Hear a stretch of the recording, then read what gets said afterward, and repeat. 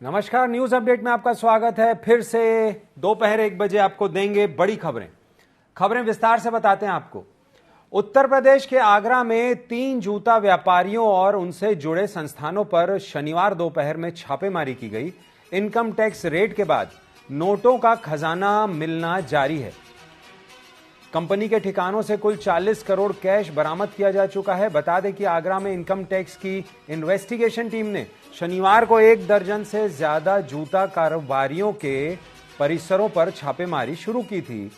इसमें जयपुर हाउस के हर मिलाप ट्रेडर्स के स्वामी रामनाथ डंग के यहां नोटों का सबसे बड़ा पहाड़ मिला है। मशीनों से नोटों की गिनती का काम लगातार जारी है। अफसरों को बेड डिब्बों के साथ अलमारियों में बेहिसाब कैश मिला है। भयंकर गर्मी में नोटों को गिनते गिनते मशीनें भी खराब हो गई हैं। इसके बाद नई मशीनें मंगाकर काउंटिंग शुरू की गई।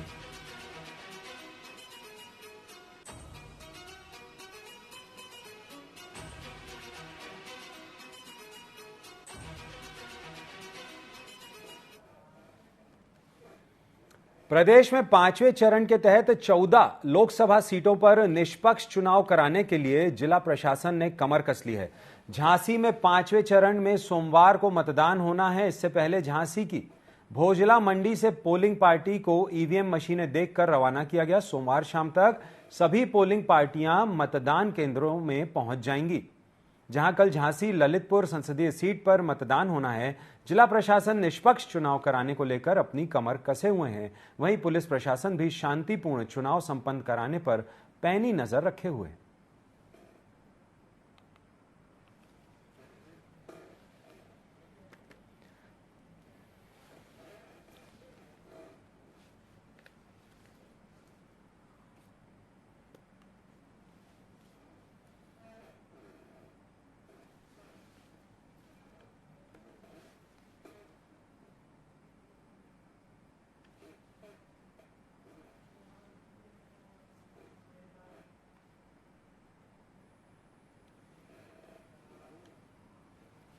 गोंडा लोकसभा से भाजपा प्रत्याशी कीर्तिवर्धन सिंह ने विकास को लेकर बड़ा दावा किया है। उन्होंने कहा कि जिस तरह गोंडा लोकसभा क्षेत्र में भाजपा ने विकास करने का इतिहास बनाया है, ठीक उसी तरह यहां की जनता भी हमें वोट देकर इतिहास रचने के लिए तैयार है।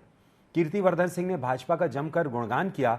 उन्होंने कहा कि भाजपा देश के कोने कोने का और एक एक चीज का मूल्यांकन करती है और उसके बाद उसका समाधान करती है।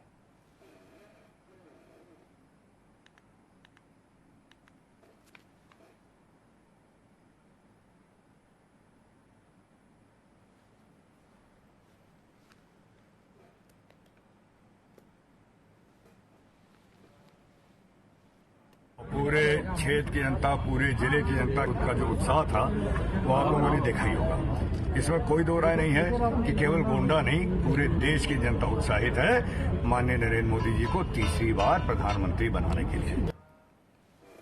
उत्तर प्रदेश की 80 लोकसभा सीटों में गोंडा जिले की केसरगंज सीट इन दिनों हॉट सीट बनी हुई है। शनिवार को बृजभूषण शरण सिंह का काफिला कलुआपुर गांव पहुंचा और मतदाताओं से अपनी सरकार की उपलब्धियां गिनाकर बीजेपी को जिताने की अपील की। इस बीच हुजूरपुर के ब्लॉक प्रमुख भी गांव पहुंचकर मतदाताओं को रिझाते नजर आए। जनसंपर्क के दौरान आम लोगों सहित विशेष समुदाय के लोगों ने भी भाजपा को वोट देने का आश्वासन दिया। बता दें कि कैसरगंज यूपी की हॉट सीट मानी जाती है, इसलिए सबकी निगाहें इस सीट पर टिकी हुई हैं।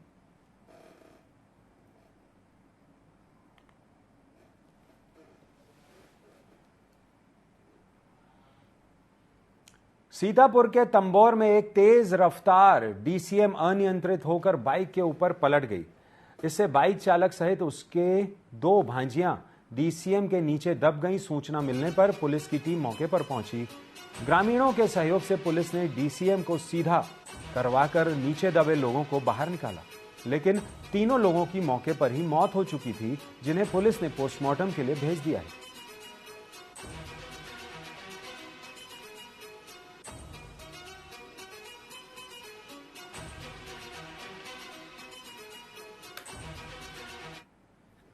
ग्राम पंचायत घटना पूरी क्या घटना? हाँ, घटना ये हुई कि तानवी, स्वाति और दीपू सिंह ये तीनों खरोलिया से सैदापुर ग्राम सभा के लिए जा रहे थे। बाइक से थे। जी बाइक से थे।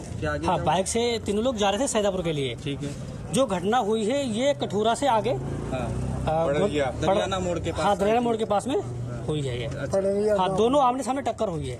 जो DCM थी और ये बाइक नंबर है, उसका नंबर है UP 12 80 82 29। हरदोई के कछौना में एक बार फिर मानवता को शर्मसार करने वाला मामला सामने आया है, जिसमें 80 साल की महिला का युवक ने रेप कर दिया। वहीं घटना की सूचना पर पुलिस ने मामले में जांच करते हुए टीम गठित कर युवक की तलाश शुरू कर दी है।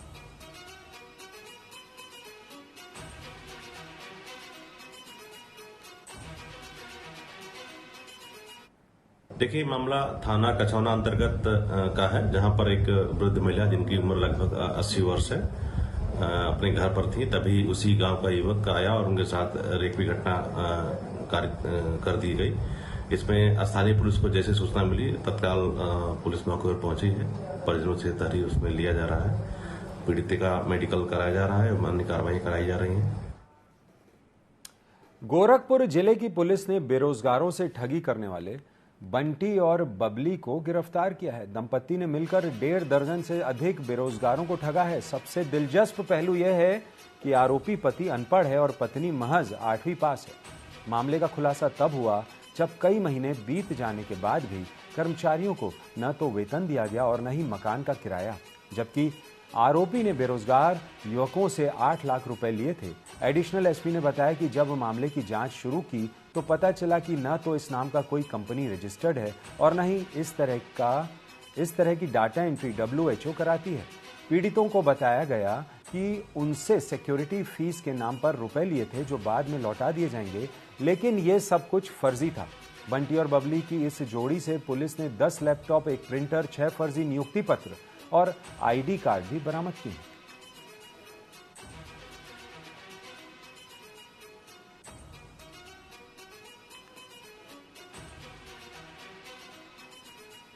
जो Supriya and Lakshmi private solutions limited नाम से एक फर्जी अनरजिस्टर्ड कंपनी चला रही है। इस कंपनी ने 17 से 18 युवक एवं युवतियों को फर्जी नियुक्ति पत्र दिए, 6 माह से अधिक उनसे काम करवाया, पर उनको कोई भी वेतन इसमें नहीं दिया गया, बल्कि उनसे 8 लाख के करीब रुपए की वसूली भी की गई है सिक्योरिटी डिपॉजिट के नाम से। तो इनको कई संबंधित धाराओं में बुक किया गया है और इनसे एक प्रिंटर, 10 लैपटॉप और कई फर्जी नियुक्ति पत्र बरामद भी किए गए हैं और इन 2 आरोपियों को जेल भेजा जा रहा है। अगली विधिक कार्रवाई की जा रही है। ये मेडिकल डेटा एंट्री का काम करवाते थे। ये कहते थे कि मेडिकल इंश्योरेंस की जो एंट्री है WHO के लिए वो इसी कंपनी के माध्यम से होती है, जबकि ऐसा कुछ भी नहीं है।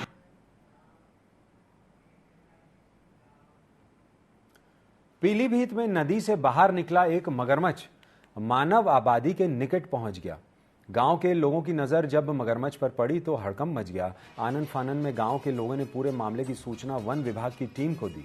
सूचना मिलने के बाद वन विभाग की टीम मौके पर पहुंची और कई घंटों की मशक्कत के बाद मगरमच्छ को रेस्क्यू किया। इसके बाद मगरमच्छ को वापस देवा नदी में छोड़ा गया। इस मौके पर सैकड़ों लोग मगरमच्छ को देखने के लिए एकत्रित हो गए। घटना अमरिया तहसील क्षेत्र के नूरपुर गांव की है।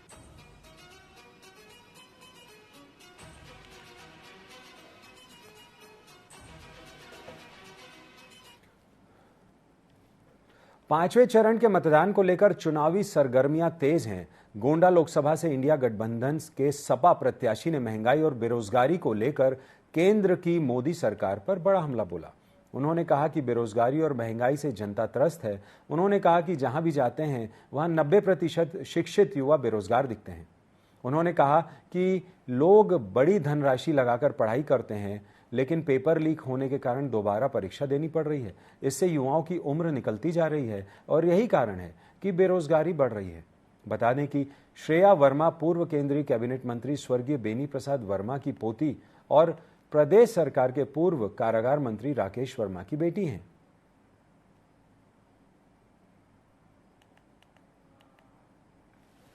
जहाँ भी जा रहे हैं हम देख रहे हैं कि जनता इस सरकार से बहुत परेशान हो चुकी है। ये लोग 10 साल से केंद्र की सरकार में हैं और जनता फिर भी बहुत परेशान है। जनता में बेरोजगारी बहुत है, महंगाई बहुत है। हम जहाँ भी जाते हैं 90% युवा हमें पढ़ा लिखा बेरोजगार नजर आ रहे हैं। उनके पास हाथ में डिग्रियां हैं, बहुत पैसे खर्च करके उनको डिग्री मिली है, उन्होंने पढ़ाई करी है। वो लोग पैसा खर्च करके जाकर पेपर भी देते हैं अपना सरकारी नौकरी का, पर पेपर उनका लीक हो जाता है। तो बेरोजगारी बहुत बड़ा मुद्दा है। हमारे युवाओं की एज निकली जा रही है, वो लोग परेशान होते जा रहे हैं, उनका अपना भविष्य उज्जवल नहीं नजर आ रहा है। महंगाई बहुत बड़ा मुद्दा है। बुलंदशहर में एक बुजुर्ग मजदूर की बेरहमी से हत्या कर उसका शव आम के बाग में फेंक दिया गया। बताया जा रहा है कि रेत बेचने निकला बुजुर्ग मजदूर देर रात तक घर नहीं पहुंचा तो परिजनों ने आसपास ढूंढा। इसके बाद शनिवार सुबह बुजुर्ग रामपाल का शव गांव कटीरी के पास आम के बाग में गड्ढे में दबा हुआ मिला। राहगीरों की सूचना पर पुलिस मौके पर पहुंची और जांच शुरू की और शव को पीएम के लिए भेज दिया गया।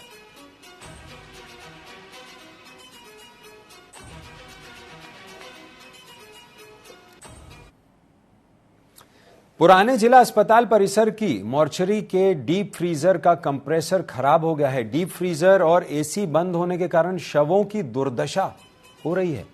परिजनों को शव सुरक्षित रखने के लिए बर्फ का सहारा लेना पड़ रहा है। बर्फ मृतक के परिजन लाते हैं। यह समस्या पिछले 2 दिनों से बताई जा रही है। बर्फ लाने की एक तस्वीर बृहस्पतिवार को सोशल मीडिया पर वायरल हुई। सूत्रों के अनुसार पोस्टमार्टम हाउस में 6 डीप फ्रीजर हैं जिसमें कुछ ही काम करते हैं। हालांकि विभागीय अफसरों का दावा है कि पोस्टमार्टम हाउस के सभी डीप फ्रीजर काम कर रहे हैं।